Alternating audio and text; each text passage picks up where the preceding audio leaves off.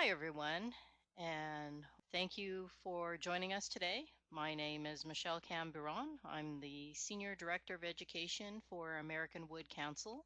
As you've noticed, the presentation is on the 2015 Special Design Provisions for Wind and Seismic. And hopefully all of you have downloaded a copy of the PDF that on the presentation and are able to follow along and write some notes. Now, there's a lot of information in the slides. We'll touch on each of the slides and hopefully provide you some insight into the use of the wind and seismic provisions. And the presentation is copyrighted by American Wood Council. If you'd like to use any portion of the presentation, you can contact us. There's the descriptions and the learning objectives, which we won't get into because you've been provided that ahead of time. But we'll look at an overview, just one slide looking at an overview, and then we'll look at each of the chapters in the wind and seismic provisions, and then a summary, and then more information. And as an overview, you'll see these icons, let me get my pointer here, that show the 2008 wind and seismic provision and the 2015 seismic provision. So that's a tip that on the slide where there has been no major change, it'll show both icons. If there's a major change, then we'll have the 2015 wind and seismic provision icon, just as a visual tip on something that's changed.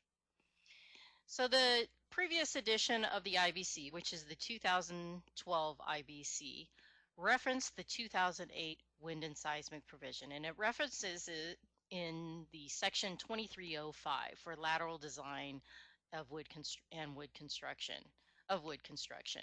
And then in the 2015, we now have the 2015. I wonder what happened to that icon. For some reason, this icon is not showing up, but there is a 2015 wind and seismic provision is referenced in the 2015 IBC.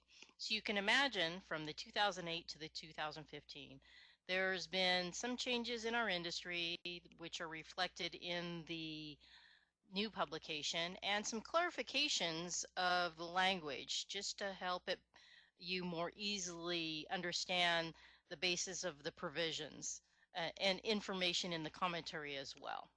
So we'll go over the major changes. We'll go over chapter by chapter. There are 4 chapters within the wind and seismic provision. That has not changed from the previous edition. And we'll go over each one of these. So the first chapter is just a design flow chart.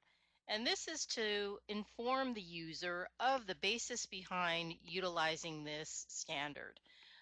The overview is that 1, there is an allowable stress design and an LRFD design, both covered in the publication. You usually start off with a trial design and use whatever design method you have. You compare that to the demand on your structure, and if it's less than the demand on the structure, then there's a reiterative process. And so we'll move on to chapter 2, which is our general design requirements that covers the general information for all wood structures, terminology, and notation. Now, the major change in this chapter has to do with definitions. And this is where some of the significant changes that we'll go over later in the presentation.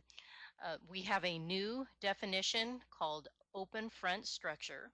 Now, open front structure, there was a section in chapter 4 titled open front structure, but there was not a definition of exactly what open front structure is in chapter 2.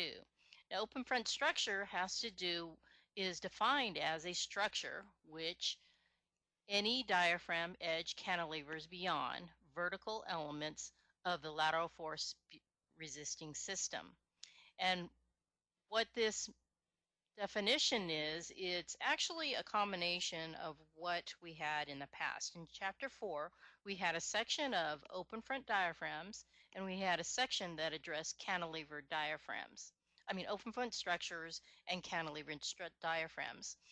But those are actually one and the same. When you have an open front structure, there is a cantilevered diaphragm that is incorporated into that open front structure, for lack of a better term.